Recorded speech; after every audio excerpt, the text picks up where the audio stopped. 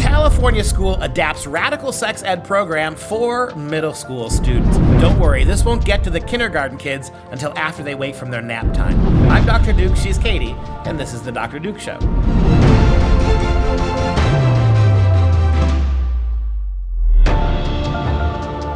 Hello, everyone, and welcome to the Dr. Duke Show, the only program that keeps you educated on the craziness impacting K-12 classrooms and college campuses around the world. Today, we start in good old California, where newly adopted sex ed mandates teach middle schoolers about choosing a gender, how to find birth control, and condom demonstrations.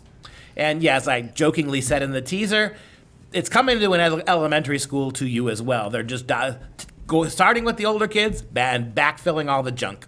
And for them, older kids means, the 12-year-olds and the 13-year-olds. That's as old as they need to make it. Well, basically, they're saying, according to a local news outlet, Newshawk, out of Santa Barbara, so they're on the ground there. They know what's happening. The district is currently out of compliance with state law and must introduce a new program for 8th graders to meet the new state standards for health education in public schools. And we've been talking about this for years at this point with California's Healthy Youth Act that they have implemented in pretty much the whole state of California now. All, as you indicated, after nap time in kindergarten, we'll learn all about all the body parts and all the things you can do with those body parts. Question for you. Answer. When was we know that from the stories we've done over the last 3 years, California's NAEP scores, their achievement scores for their kids demonstrate that California schools, particularly in the big cities like Los Angeles, are at the very bottom of performance levels. Yes. These kids can't read. We got overwhelming numbers of kids that can't read, that can't write, they can't do math. We learned a couple of years ago that African-American male kids in places like Los Angeles, 8 out of 10 of them are functionally illiterate. 80% of young black males going to California public schools are functionally illiterate. When was the last time you heard California state schools talk about anything related to actual academic achievement? When think about how many stories we've done, dozens and dozens in the last year alone. How many stories have we done about sex ed, about more sex ed, about more radical sex ed, about 1619, about Black Lives Matter curriculum? When was the last time you actually heard anyone in anyone in a position of authority in the California schools actually say anything at all about the fact that these kids can't read, write, or do math?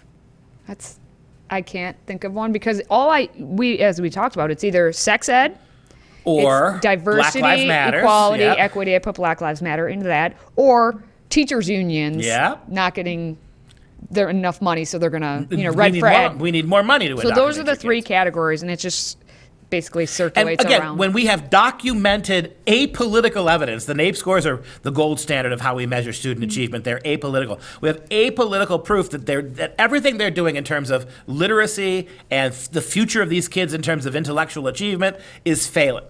And it's more of the same. This is what they care about. You've got notice how many stories have we done about things like this with COVID?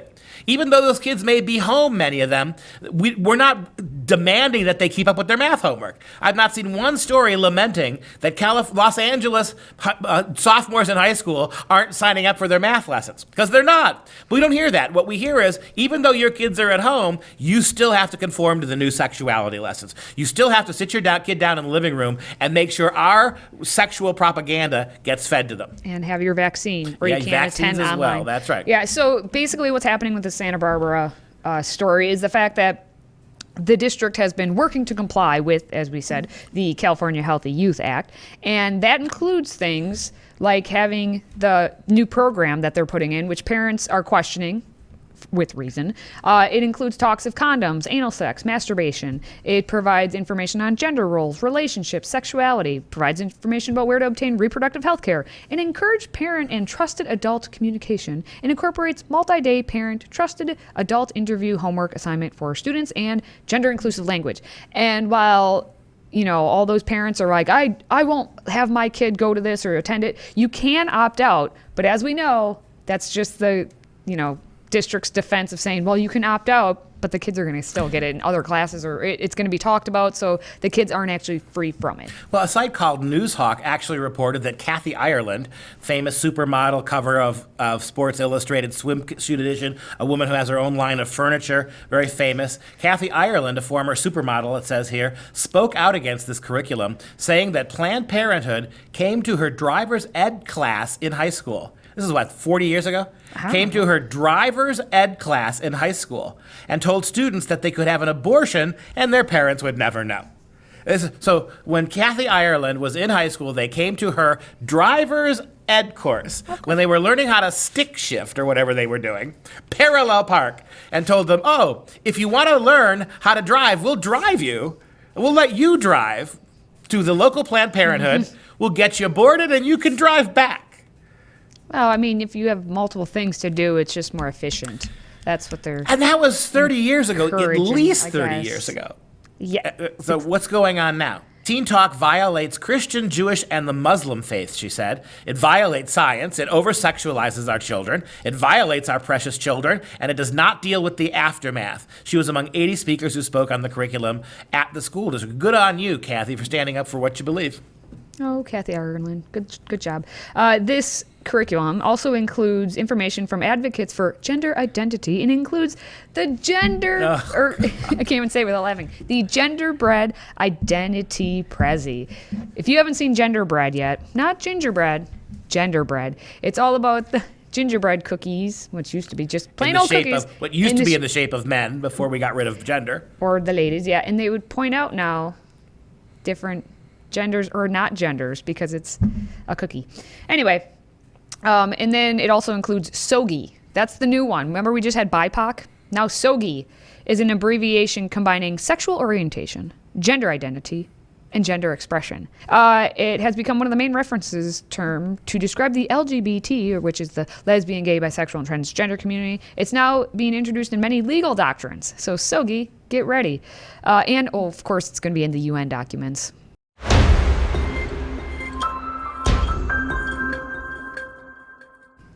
And since we talked about Planned Parenthood in the last segment, might as well talk about it now, because Planned Parenthood, it's everywhere, and it's awful. So our public schools welcome Planned Parenthood with open arms, if you will, so that they can murder little babies and take off their arms. We had a study that was done, though, by a professor emeritus of economics named Thomas Cargill, and he took it upon himself to take a look at what's happening in our public schools with Planned Parenthood. The study was called Eugenics in High School History, Failure to Confront the Past, and it was published in Independent Review, and he found that Planned Parenthood is almost never mentioned with high school textbooks.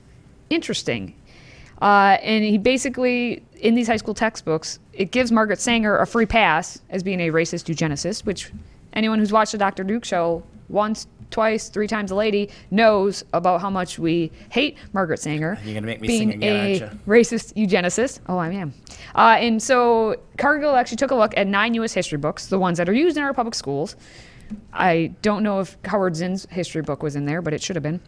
And he found a few include just a passing reference to the eugenicist, or just eugenics in general, and sterilization. Just a little bit, just a little touch of it. No one actually understands it. But they do not identify eugenics as a major part of progressivism, although if you look at history, if you know anything about history, clearly it was.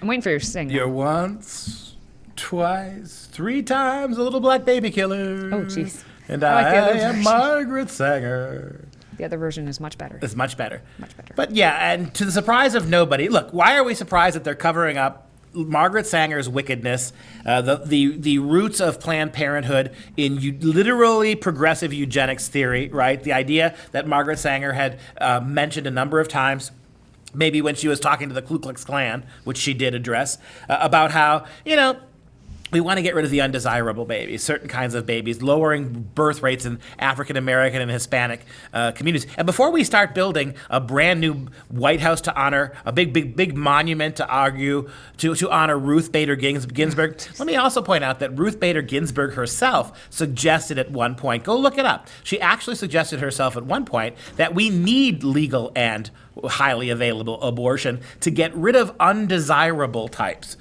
Take a look at what she said. Let's see how heroic the legacy of the notorious RBG is when it's all said and done. Planned Parenthood actually had to walk back their support for Margaret Sanger. Notice, when you're a liberal organization that has racist past, you just pretend it never happened and stop talking about the founder. You don't get there are no penalties, no one shuts you down, no one burns you or protests you with bricks and arson. If you're a conservative group that has roots in some kind of a racist organization, that's a whole different set of circumstances here.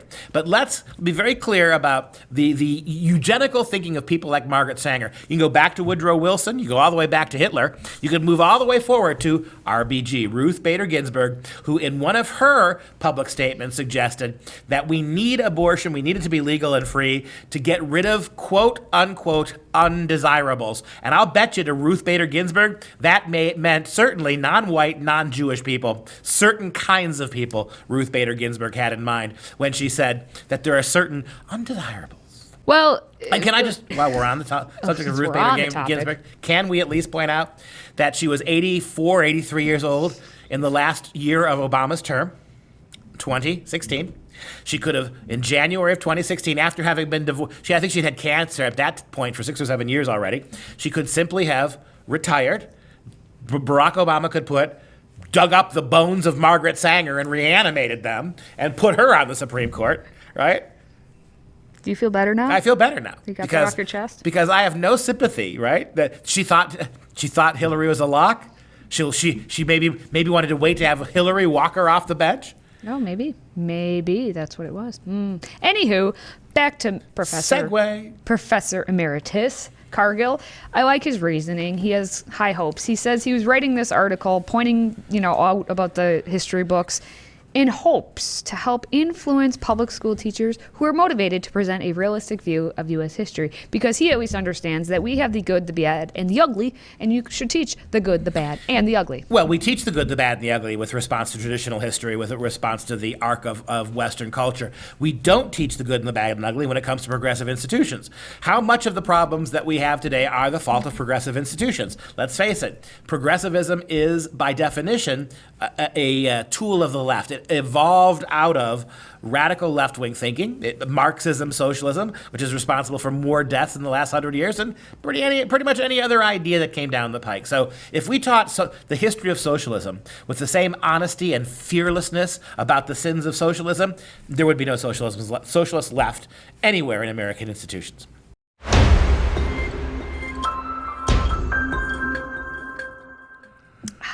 As if it's bad enough over here in the States, let's go over to England, where the British government has reportedly given LGBT charity Proud Trust, the name of the charity, Proud Trust, more than what equates to $100,000 from the tampon tax fund.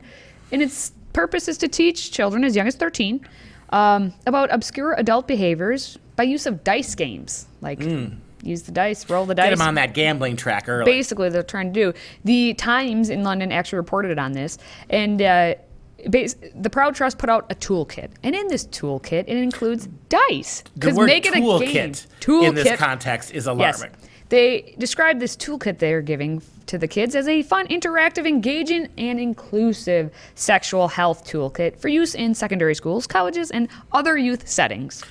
You're going to play dice games about sex with college kids? Yes. Here's how it works. The words anus, vulva, penis, hands and fingers, mouth, and objects are written on the sides of the dice. And so you take the two dice, you throw them together, you see what you get. You might get penis plus anus, and that equals anal sex. So they're going to roll the dice, see what they get, and say, hey, these are the different things that you can do. What if you get fingers and objects? It's hands and fingers. What if you get hands and fingers and objects? Well, hands and fingers and objects. Well, you're going to have to get the toolkit to know. Intrigue. So the PAC enthusiastically informs teachers that every combination is worthy of conversation. There you go. You already started the conversation. And of course, it is, of course, given that this is per the Times, The toolkits can be used by schools to help meet statutory requirements to teach relationships and sex education classes as part of reforms introduced for the coming year. And as part of this, the teachers are told that they should encourage the children to talk about lubrication in addition with when we're talking about all these other things. Because that's important. Are we in the United Kingdom, are we about at the point where we're going to have kids getting beat up not for their lunch money but for their Astroglide? Possibly. Is this where we are? Is that the brand they use? Is that the? I don't know. This is the United Kingdom. Yep, this is true. They've always been a randy bunch over there. Randy. I've seen all 3 Austin Powers. I know. Shag your rotten. When you have the Canadian playing the British guy. All right. The toolkit also assumes a whole lot of things. It makes an ass out of you and me because it assumes everyone has a gender, but people might have different ways in which they describe or experience theirs. What about vapogender? Which is the idea of gender that is so nail downable that it's like mist. This is true. Are they accounting for vapogender in that? Maybe. And the toolkit also assumes everyone has a sexuality, but people might have different ways in which they describe or experience theirs. It assumes everyone has a body with genitals, but that genitals on one body may look different to genitals on another body. I sure hope they do. Okay. And it assumes everyone has likes and wants, but a person may have different likes and wants to another person. Pedophilia is coming your way. It assumes that body parts come together during sexual activity, but what a person might like and want sexually may be different to another person. Again, so they want to teach pedophilia. all forms of sex, but commit to none. They want to, without regards to health or safety or biological wellness, they want to put everything on the table, but then draw no boundaries around them whatsoever. You are correct. This is so progressive, right? And Mom, if you're sitting there in England, United Kingdom, where apparently they tax tampons, they make it harder for white. Is that right? Am I getting that right? The tampon, yeah. So the fund is meant to provide girls with tampons and all that stuff, but they're using part of this. So what are you taxing? Are you taxing the tampons, or are you taxing something else to get free tampons to everybody? That's a good question. We don't know the answer to that. If you're in the United Kingdom, let us know. Just look it up. Right. Find it out. But I guess my point is, so you're using taxpayer money to transform schools. What reasonable purpose does any of this have in school? And they're going to use this in college. Could you imagine paying $4,000 for a 3-module college class, and your teacher rolls out the dice game? Rolls out the dice game.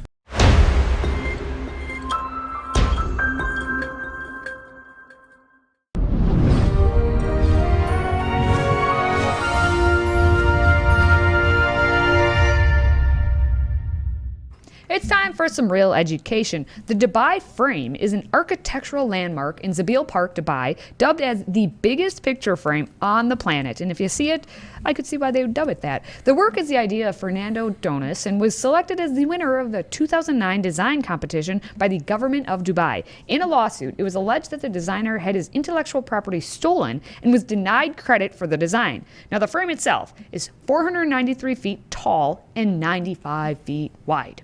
Yeah, take a look at the first image here. This is a huge frame that basically overlooks the city. And this is so interesting for a number of reasons. Number one, Islamic culture is not a culture that pictorializes things. There is absolutely, you are forbidden drawing God, drawing Allah, drawing the Prophet. You're very strict. You don't have paintings on people's houses. There is no real meaningful history of painting in Islamic culture. I mean, portrait painting of people, because that's verboten in the Quran, or the way the Quran is often interpreted makes it seem as if those kinds of pictorial images are not allowed. And now, over one of the great modern Islamic cities, you have this frame, this huge picture frame. And go back to that picture, Mike. Depending upon how you look at it, and from what perspective you're looking at it. If you're in an airplane, you're on the ground, which side of the frame you're on, and you look out. Go back to the first picture. See, you could literally, right there in that picture, you see part of the city framed. So in a way, in a culture that has been very, very suspicious about pictorial representation, this is kind of like flouting that, isn't it? It's putting an entire frame over the city, because the farther to the right you go, you see a different slice of the city. The farther to the left you go, you get a whole different view. You go a little higher, you go a little lower. At some point, looking through that huge picture frame, the entire Islamic city is framed. Right? And so that's a remarkable thing in a culture where pictorialism is pretty much largely rejected. Donus's design was selected, believe it or not, in a competition, which also shows you something. That, I mean, Dubai, of course, is a very progressive city, certainly by Islamic standards, but worldwide standards too. It's the city that's probably the most open, most cosmopolitan, most international, most tolerant in many ways of things. And so Donus's design was ultimately selected in a competition for which he won a $100,000 prize. According to Donus, when designing the structure, he saw Dubai as a city full of emblems. And rather than adding another one, they proposed to frame them all, to frame the city. Instead of building a massive structure, the purpose of the proposal was to build a void of 150 meters by 105 meters to continuously frame the development of the past, current, and the future of Dubai, to become the structure that celebrates yet constrains the city. That's a great image too. It celebrates, but not only does this frame open up to pictorial representation a city, it also frames it, which means it limits it too, right?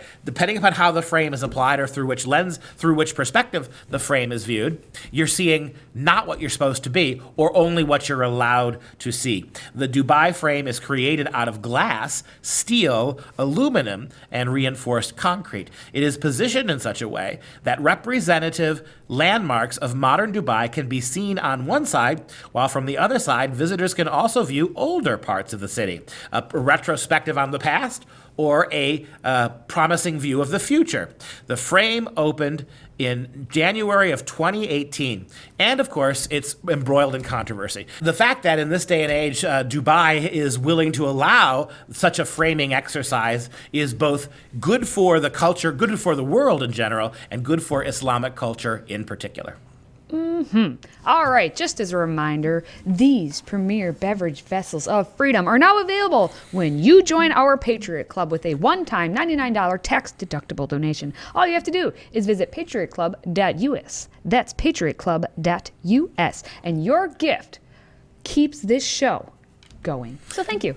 Pat Riot herself will postmark your Tumblr. When you subscribe to the Pat Riot Club, Pat will be the name, the return address to which you could mail it back if you no longer want to be a Pat Riot. Join our Pat Riot Club and honor modern education. Okay, we're going to wrap things up as we usually do with our fun fact of the day.